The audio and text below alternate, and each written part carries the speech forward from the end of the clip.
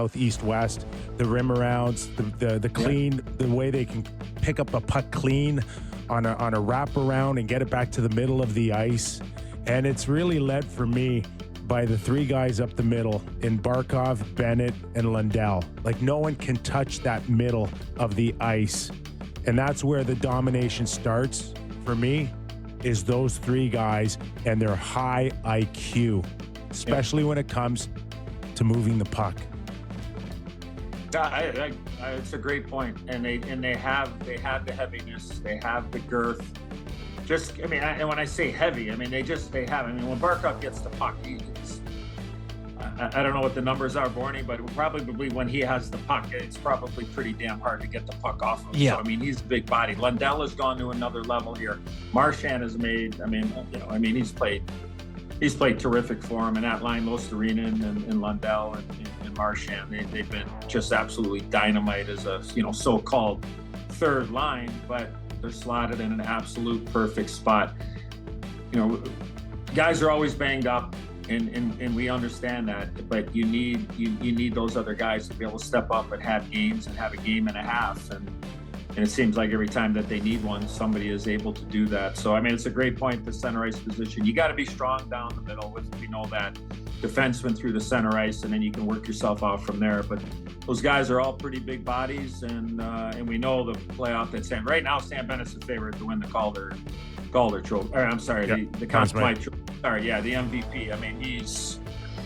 He is just, that shift he had. We're going to isolate him tonight. I know it's not that difficult to make the decision, but I mean, the shift that he had before he scored his breakaway goal to I think that ended up being a 4-1 goal, where he took out Podkolzin, then he took out Klingberg, and next thing you know, the guy's got a breakaway from the red line in, and he had the puck he had the puck in front of him.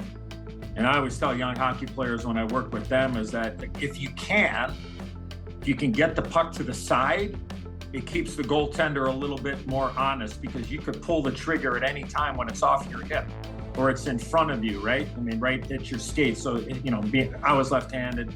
So if the puck was off my left foot and I kept it here, and I know you got to worry about somebody coming, and I don't think Bennett had to do that. But what I'm getting at is he had the puck right in front of him. So for Skinner, he was either going one way or the other.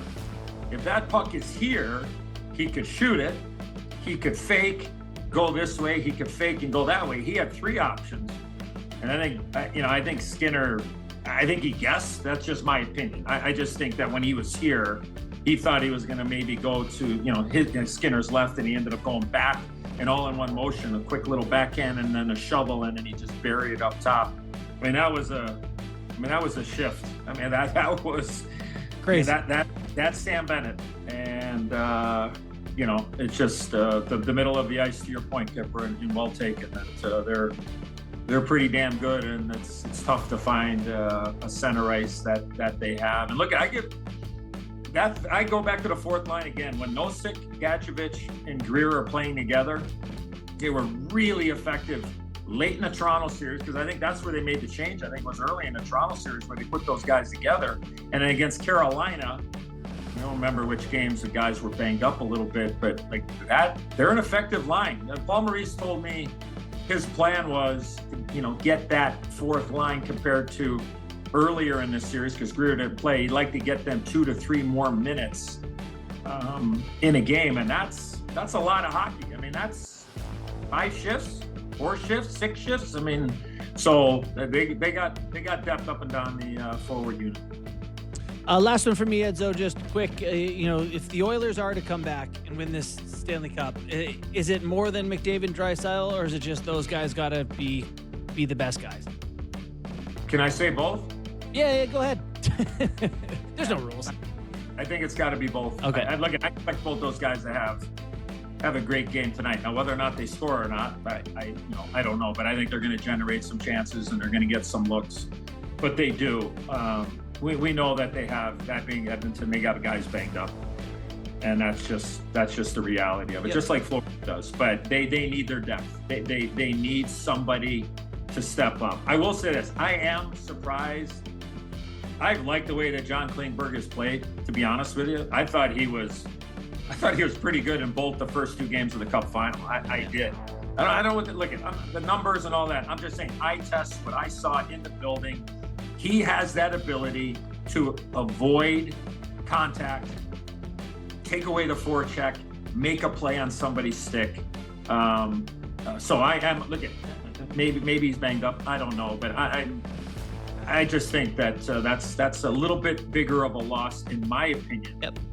On the back end without Klingberg, because I think he's played pretty good, and I think he's been a good pickup along with Wallman, obviously.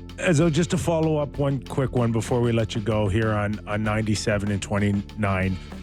We marveled at the depth this year for the Oilers, much better than we thought even last year, right? Coming into this playoff.